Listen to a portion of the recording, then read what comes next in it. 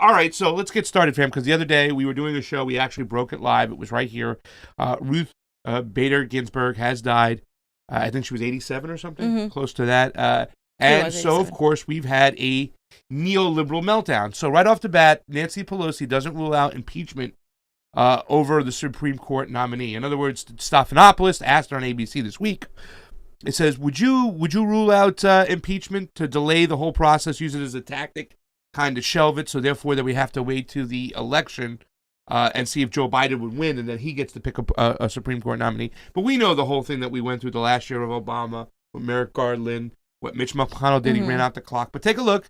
This is Nancy Pelosi, Stephanopoulos, asking her if she would rule out impeachment, if she would go as far as using impeachment to delay the process. Take a look. Some have mentioned the possibility, if they try to push through a nominee in a lame duck session, that you and the House could move to impeach President Trump or Attorney General Barr as a way of stalling and preventing the Senate from acting on this nomination. Well, we have our options. We have arrows in our quiver that I'm not about to discuss right now. Arrows in our quiver? Is that what you said? Happy birthday to my mother, by the way. We gave you a nice Nancy Pelosi clip, Mom. I don't even understand what she said. I don't know. I mean, I think she just wants to leave the image that everything is on the table possible for her to stop Donald Trump appointing a nominee. Well, she already said that they're willing to impeach him. Yeah, I know. Clip. Yeah. But now talking about impeaching him on something else, I guess. I don't know what they would do. But they would use it as a way of stalling, Right. So, I mean, that's what they're trying to do. Now, the whole thing is like, if it was a Republican like Hillary Clinton, you know what I'm saying, that maybe got the seat and then... You mean a Democrat? An establishment Democrat. Well, I'm even a certain Republican might play by the rules that, okay, Mitch kind of delayed it. We are consistent with these laws. The whole Obama thing says when you make laws, you should be consistent. But Donald Trump ain't going to play that game. We knew as soon as this happened, fam, we knew Donald Trump was going to rush to a point to fill the seat and fill it quickly. A little tweet from Team Trump over here. You can hear them in North Carolina screaming, fill the seat. So Article 2 of our Constitution says the president shall nominate justices of the Supreme Court.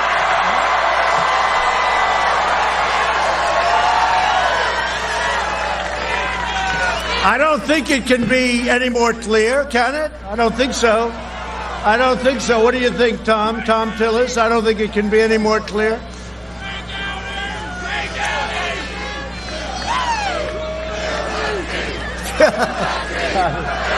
This can only happen in North Carolina.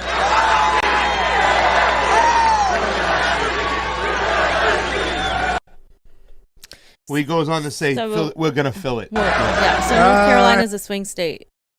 Yeah. And I don't think it's going to, I think it's going to be swinging right, you guys. Oh, yeah. So whether the green people vote for green or not, it's going to swing right. Yeah. He knows how to work the crowd WWE style. He knows his audience. I'm telling you that much. This can only happen in North Carolina. It's like, who are you going to call? Here comes Bam Bam Bigelow on the stage with a steel chair. You know what I'm saying? That was a funny meme, too, when he got elected the day after. It was like Donald Trump at the inaugural speech. Holy cow, it's Bernie Sanders with a steel chair. And they show a picture of Bernie Sanders running down with a steel chair, because that's what it felt. That's what this feels like. This is politics nowadays. Yeah, I mean, it's like the WWE. So Donald Trump further goes on to say the GOP, we were put in a position of power of importance to make the decisions for the people who proudly elected us, the most important of which has been long considered to be the selection of a United States Supreme Court justice. We have this obligation without delay.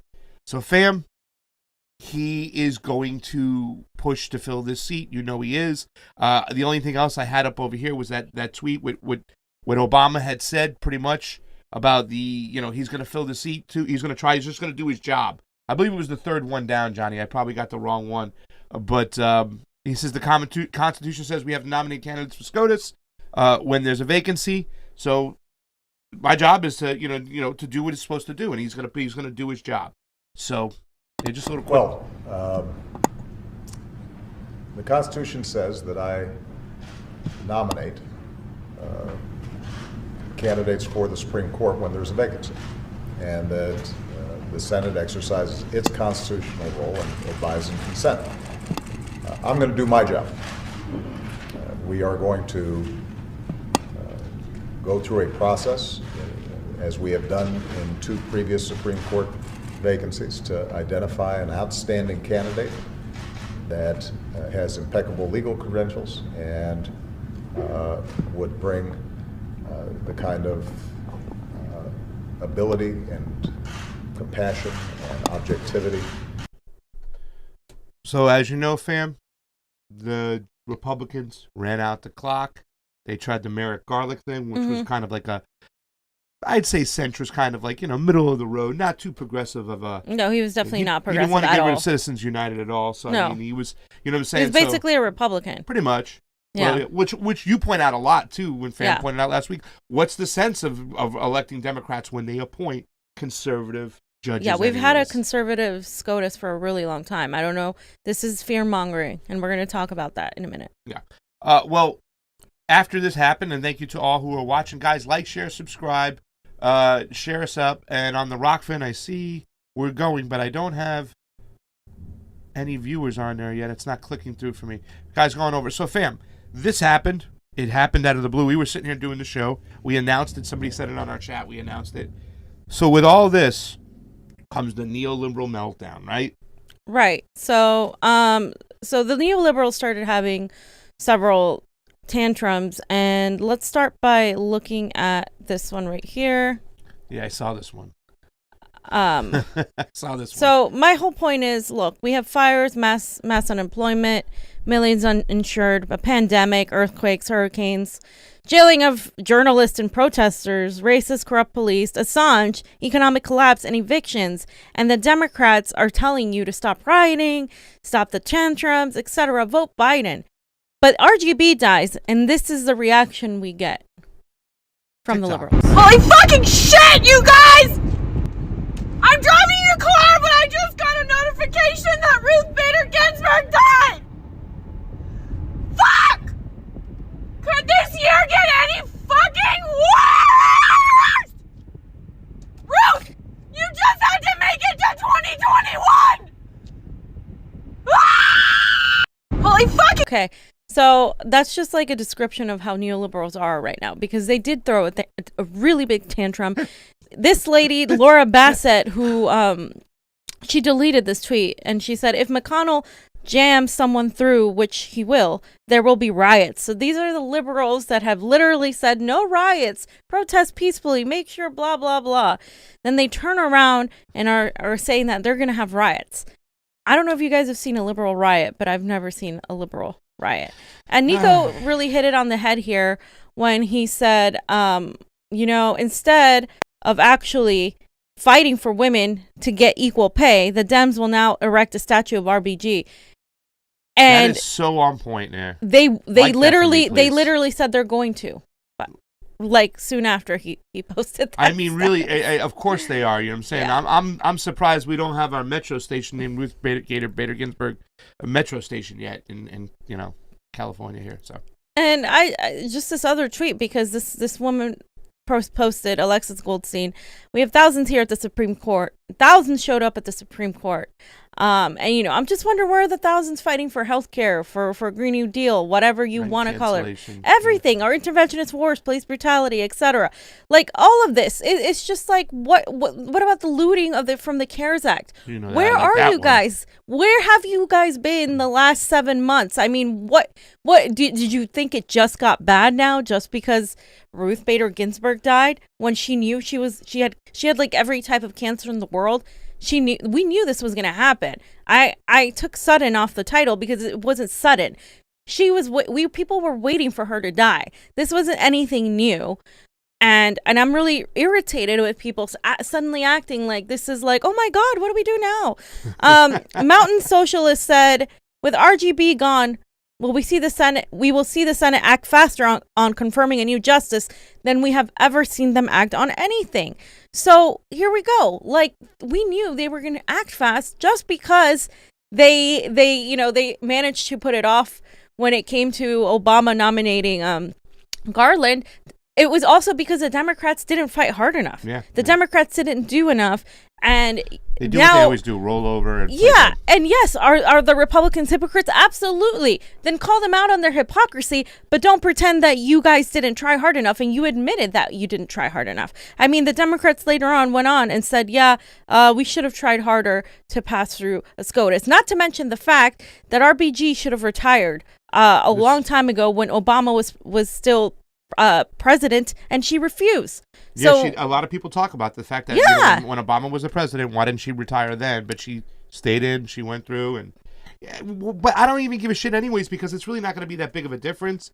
I mean, I think I don't want to be insensitive. A lot of people say, well, if it's a somewhat centrist, conservative, democratic establishment picked judge, at least Roe versus Wade would be protected. That's what they say. I just don't think if they wanted to overturn Roe v. Wade, it would have happened a long time ago. I think it's a scare tactic used on people to like get them to fall in line on that. Like I just don't even think it's for Roe v. Wade to be overturned. They would have to like.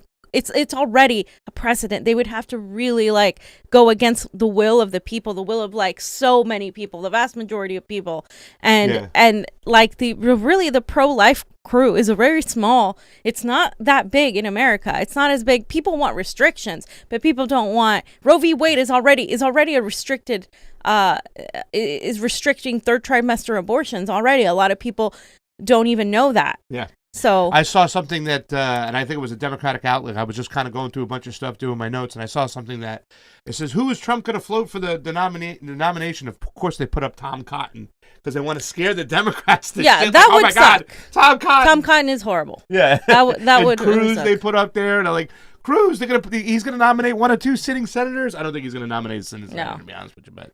Anyways, what's this one? Turbaline # abolish ICE. Okay, so this person was just putting how these neoliberals acted, because we did have an earthquake here, and then they all started saying that getting pissed off. You said, "Look, was that an earthquake or RBG telling us to keep donating and fighting? Donating to who? I know, the fucking Democratic Party who has so much money. Are you kidding me? I know. Like, and then on the night of the RBG's passing, of course, it ends with an earthquake. The earthquake with RBG saying, fucking do something, you guys. # earthquake. I think that was RBG making contact from the other side. They're making all of this about, oh my God, this is the end of the world. We have to save this. It's the most important thing in the world. And then you have people like AOC. Leadership. We need leadership from AOC. And it's, I mean, we've been talking about AOC for well over a year. We've been criticizing her, and a lot of people were like, well, you're just, you just hate her. You're just grifters and blah, blah, blah, blah, blah. Now, a lot of people are starting to see the light as she has continued to push that establishment narrative of voting the lesser of evils. Oh, but she's a Democrat. She has to. No, she doesn't. Yeah. We put her there to oppose the establishment. We didn't put her there to fall in line. Yeah. And what she's done is exactly fall in line. And here is... she said that voting for Biden is going to let our democracy live another day. That's what Marianne said the same thing, right? Let's hear a little bit of what she said. Voting for Joe Biden is not about whether you agree with him. It's a vote to let our democracy live another day. That's what this is about. We need to act in solidarity and protection for the most vulnerable people in our society who have already experienced the violent repercussions of this administration.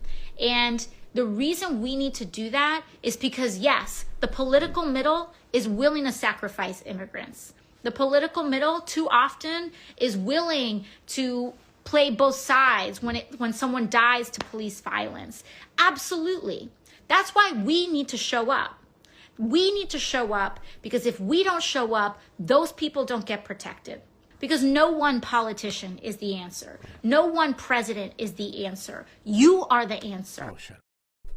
I mean, fam, this is at a disgusting level right now. This is disgusting. You got to show up for Joe Biden for this. Isn't this the same shit they sold us in 2016? You got to vote against the evilness. You got to vote against the... Can you help me out and explain to me which policies were so different of Donald Trump that affected poor people more than Joe Biden's? I mean, I'm sure we can find a few, but it seems to me that every single time I look back at Joe Biden's policies or his rhetoric or whatever he talked about, they're almost worse than Donald Trump's. Like you said, he's the architect of this shit. How do you clarify, or excuse me, how do you justify that Joe Biden is the lesser of two evils through a policy position thing? Help me out so I know better. Is there something I'm missing? No, is there something I'm missing? Joe Biden's record speaks for itself. I mean, you can't say that you're looking out for the most vulnerable in our community. What has Joe Biden done for the most vulnerable other than enact one of the worst pieces of legislation in the crime bill, putting people of color, especially black people, in jail,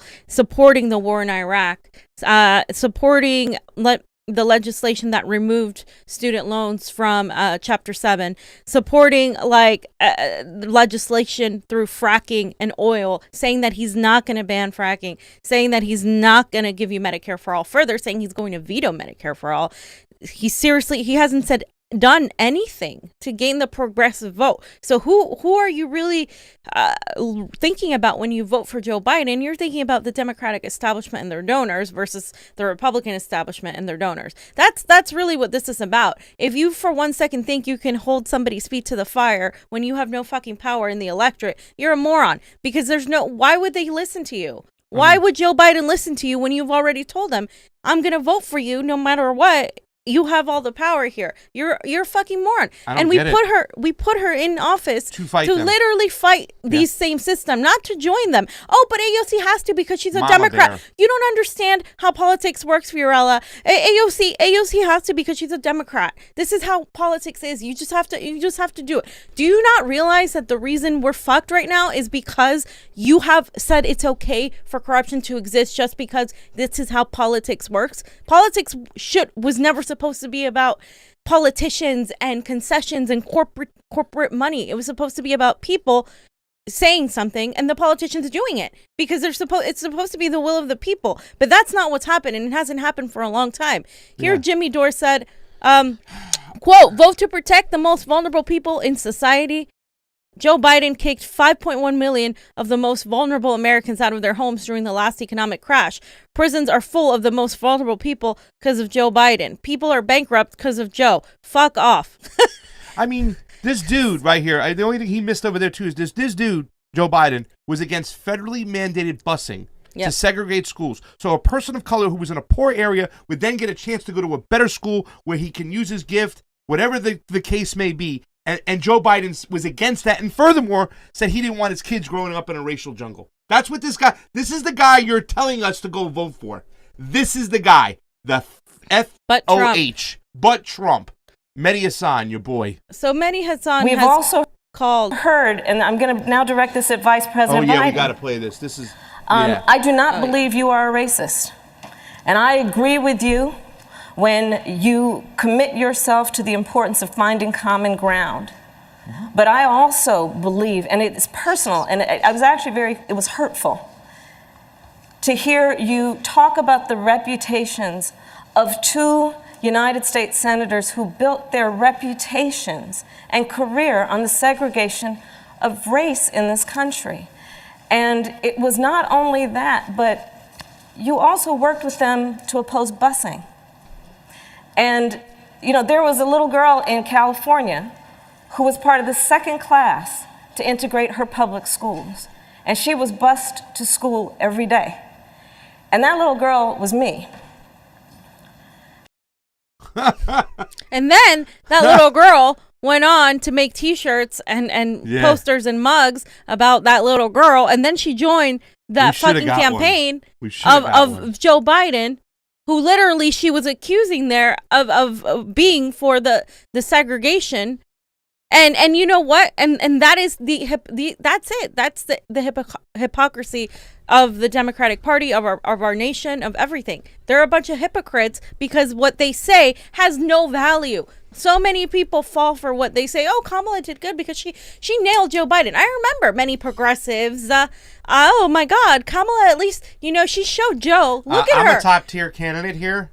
Okay. She showed Joe. Look how she showed Joe. And then she goes and joins his campaign after people decided she was so awful that she had to drop out because she couldn't win her own state. The Harris administration. And real quick, fam, before we go on to the next thing, I just want to show, I scrolled through AOC's little video here, and she's fear mongering here. This is what the right does. This is what the left does. This is what they do in politics. So just take a look at this. Oh, survival. So she said, whether we like it or not, November's about survival. November's about survival. And we need to work to honor all of those who came before us to fight for our future and to fight for our democracy. Yeah, so vote for the guy who literally set us back. Literally vote for the guy who set us back years. Yes. What policy? Years. Just tell me what policy it is that Joe is better than Trump on. So in the chat, please help me out, Johnny. Tell me what policy it is that it is. Climate change, because he acknowledges it but doesn't do anything about it. So there we go. But he took fracking money. He said, "Let's see how things play out." But he believes in it. They both got billionaires. They're both terrible. They're both fucking terrible. I'm trying to think of an area that you can say, like, the only thing is the EPA. When I said who they appoint, that's pretty much it. But you even pointed out who and Niko said who he appointed for the EPA for Obama wasn't the big, let's go. This is the EPA guy we want. No. That's not even an area where you can even say that it's even better. And just Mehdi Hassan, I want to put because Mehdi Hassan, he's turned into a full shill neoliberal. And he said, putting aside Trump's usual lies and inaccuracies, here's the president breathing a police attack on a journalist. A journalist is beautiful to a cheering crowd as law and order. How is this not fascistic? How is anyone okay with this?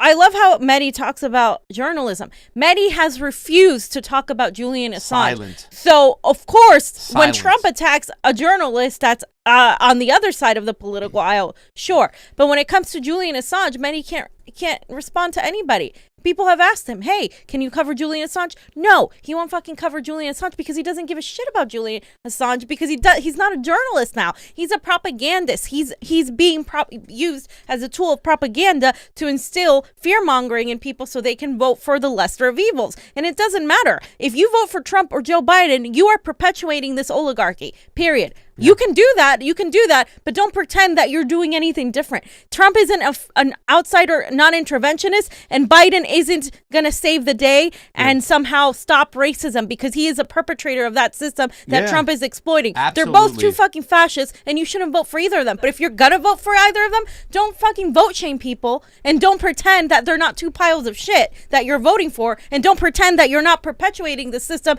that is completely crushing everybody in this country. We just went through this in 2016. Why are we going through this again? It's the same tactic. The only thing different is that we don't have WikiLeaks to confirm that we cheated, but we know they did. Why? Because they said it in a federal court. We can go in the back room, fill a cigar, smoke, vote for whoever we want. We don't have to give you who you want. We can pick whoever we want. And they did. And now we don't have zero transparency because people like yourselves won't say shit about Assange. People like Bernie won't say anything about Assange. People like AOC won't say anything about Assange. The entire squad hasn't said squat. I just want a picture, Johnny, of Jim Boehner crying. I just want that because I want to remind progressives. For progressives who go, oh, well, what are you going to do? She's got to do this, Fiorella. You don't understand politics. She's got to say what's going on with the Democratic Party. And new candidates, I'm sick and tired of them playing by the Democratic Party way. We're putting you in there. We're voting for you. We're supporting you to smash the establishment, not to join it. Just like the Freedom Caucus did. They threw Cantor out. They made Boehner quit and cry. They said no. I wanted to see Nancy Pelosi cry, and you took that away from me, squad, and I'll never forgive you for it. The people that say that, Pasta, that say, oh, but she has to do it for politics, they're just standing AOC, and they probably don't know anything about real policy. And I just want to show really quick that I did an advanced search on Mehdi Hassan, and the last time he mentioned Assange, and that was May 2019. So it's been over a year since he's mentioned anything about Assange, and that was when he got arrested, Assange, or, he got the trial thing. Yeah, and again, the TYT and those like Mehdi mentioned Assange too in collusion with the Russiagate bullshit CIA story that they were pushing. So it's not even it's coverage of Assange, but it's not even real coverage of really what's happening. They're doing it, well, he had ties to Russia and WikiLeaks, and WikiLeaks isn't the most trusting source, even though WikiLeaks has 100% accuracy rate, unlike TYT. Yeah, so let's be real. I like the way she said she'll look into it. Like, Anna, we'll look into that, I promise you. Hey, Anna, I heard the sun's really, really hot. We'll look into it. I promise you. Go ahead, Fee.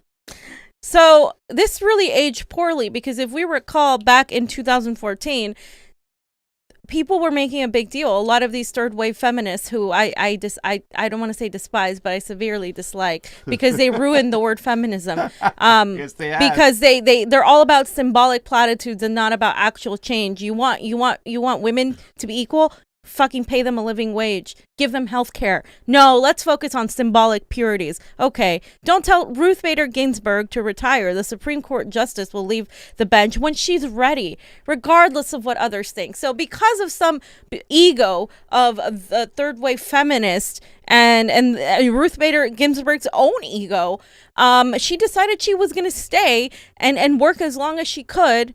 Okay, instead of letting Obama appoint somebody way before before Trump came Why'd in. she do that? Why is it narcissism? insensitive to point this out? No, it's not fucking insensitive to point this out. We're just telling you the fact that if this shouldn't happen. First of all, we shouldn't all be like depending our lives on what 9 people and how they interpret the Constitution. That should change. I'm sorry, 9 people shouldn't decide the fate of millions and millions of Americans, and 9 people who are appointed by presidents who are not at all selected by the people.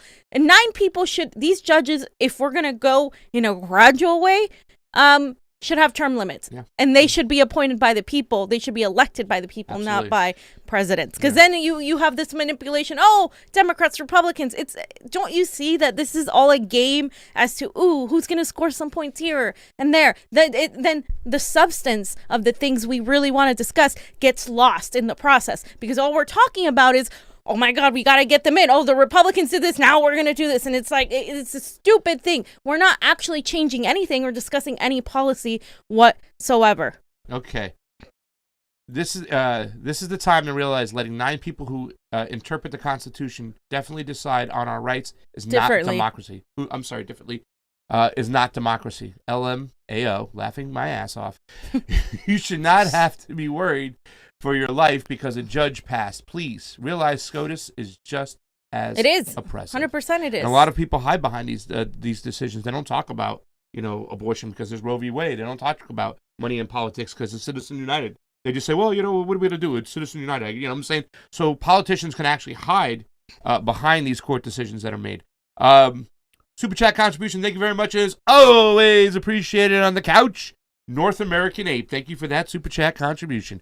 We have to show up, ? When is AOC going to call out the Democratic Party and tell them that they have to show up for voters? What is this, Kabuki theater? That's exactly what it is. Wow. It's exactly what it is. America's great at theatrics. Guys, my last question is to you out there, everybody out there, plain and simple. What are your thoughts? Will Trump nominate someone before the election? I think he definitely will. And will he be able to get that nomination passed through the Democrats, by the Democrats before the election? Yes or no, fam?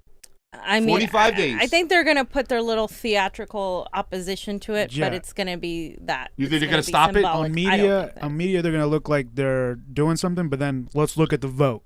Oh, yeah. Let's look at the vote. And then we'll see. It's just going to be another distraction. We'll see what Dems This is a distraction, guys. Don't you see that this is a distraction? We have real people being arrested for protesting. We have Julian Assange in prison. Like our civil liberties, our freedom of speech is in peril. We have corrupt police. We have a corrupt state in the military-industrial complex and the intelligence agencies. They make conspiracy theories up. They make them up regarding Russiagate. And now we have 2 idiots who are running for the throne because eventually this is the same shit we fought for. And in the Declaration of Independence, it says that if a government is not fulfilling the needs of the people, that the people have the power to overthrow the government. Which is why William Barr is now putting out this call to the federal prosecutors that he wants to accuse people of sedition. So this is all happening at the same time. This is a coincidence. Things just didn't happen because of Donald Trump. Trump might be a catalyst to kind of accelerate a lot of the things that are happening because a lot of people just oppose him. So it's a lot easier. But think about it if Joe Biden gets in there. People are just going to be dying to go back to brunch. They're going to be like, we got the orange monster out of the office. Big sleep part 2. And then you think people are still going to fight? You think they're going to hold the Democrats accountable? Even if the Democrats look bad, the establishment is going to do all their PR and all their frou-frou bullshit to try to say, oh no, but this is much better than what Trump was offering, and everything's going to go back to sleep. And who's going to be in control? It's not going to be Joe Biden. It's going to be the military and the intelligence community, because there is a lot happening foreign policy wise that we're going to go and discuss right now. There's a ton of shit going on. We have to discuss it. Thank you so much, guys. And a lot of people on the chat said yes, yes, yes.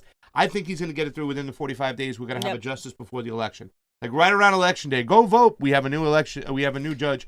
And not to mention, fam, sorry, I just want to say this is the only thing pretty much Democrats had on people, on convincing leftists to vote for Joe Biden. They're gonna use Think this of the again. Supreme Court. But guess what, you guys? He's gonna nominate somebody, and even if he doesn't, he's gonna win, and he's nominate somebody. Yeah. This is a non-issue. Stop putting all your eggs into who's going to be a Supreme Court justice. There's so much more going on that is happening, and that we can do to really fix this issue. It's gonna be funny because could you imagine Joe Biden, his nomination, he gets elected? Hi, I'm Joe Biden. I'd like to nominate my mom to be the Supreme Court Justice because she was great. Always gave me milk and cookies. Emble Medfate. Or is it Emble Medfate? Emblem Fate. Okay. In Nigeria, judges retire at 70. We should do that too. I think 75. I think term limits, but term limits are cool. Whatever. Yeah. Yeah.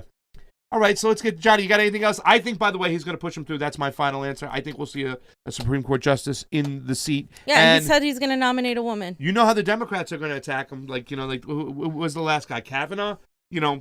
I understand the way you want to go at Kavanaugh, but I made it all about that situation rather than going after his decisions that he made on the court. You got to do both. Should have been all of it. You got to do both. You can't leave one without the other. There's so many horrible decisions that you can go Kavanaugh. What about this decision here? Explain it. They didn't do any of that stuff.